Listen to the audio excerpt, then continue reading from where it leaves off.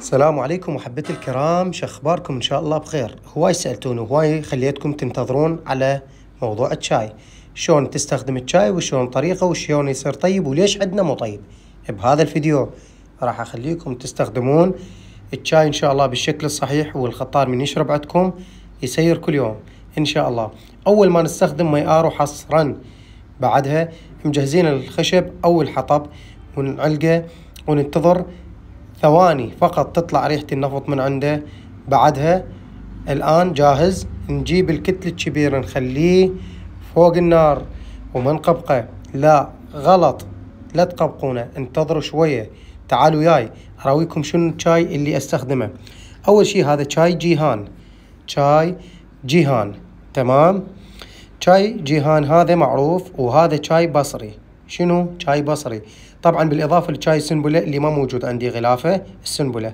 هذا شاي اللي يتوفر بالحصة التموينية، شاي بذراية ثخينة. وهذا شاي الحجي، يجي قواني شاي الحجي وشاي هذا كل واحد ناخذ من عنده قليل، يعني ربع ربع ربع، إلا شاي الحجي ناخذ من النص. تعالوا نكمل شلون نستخدمها.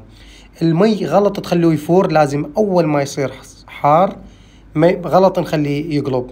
نجيب بسم الله 1 2 3 وهذا الرابع والخامس كلش كافي، حتى لا يكون ثخين ولا يكون خفيف. هنا حكم عندنا نقبقه. بعد ما نقبقه شوفوا شلون نجي على جمرات خفيفة، غلط تخلونه على جمرات ثخينة. طبعا هنا لازم ننقل العملية بغير كتلي. راح تقولوا له ليش؟ خليكم وياي حتى تعرفون ليش. أول ما ننقل الكتل الحار، طبعا انتوا تاني هنا بهذا الفيديو توخرون الشاي الحار وتخلون المصفى وفوقاه وصله، وحتى نصفه ونقول بسم الله الرحمن الرحيم. شوفوا شكل الشاي على الفحم. موضوع الهيل راح تعرفونه شو وقت يجي دوره او شنو التفاصيل.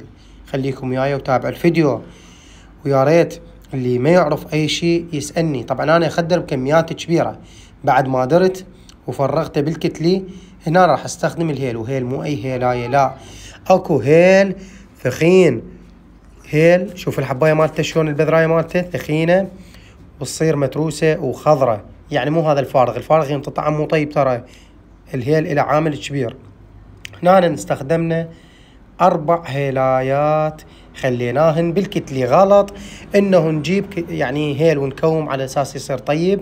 ترى الهيل الكثرة مالته راح تخلي في الضرر وطعم سلبي بالشاي، لذلك لازم تتجنبون هذا الموضوع وتخلون بشكل كلش بسيط، يعني هيلايتين 3 ويتهدر الشاي كلش كافي.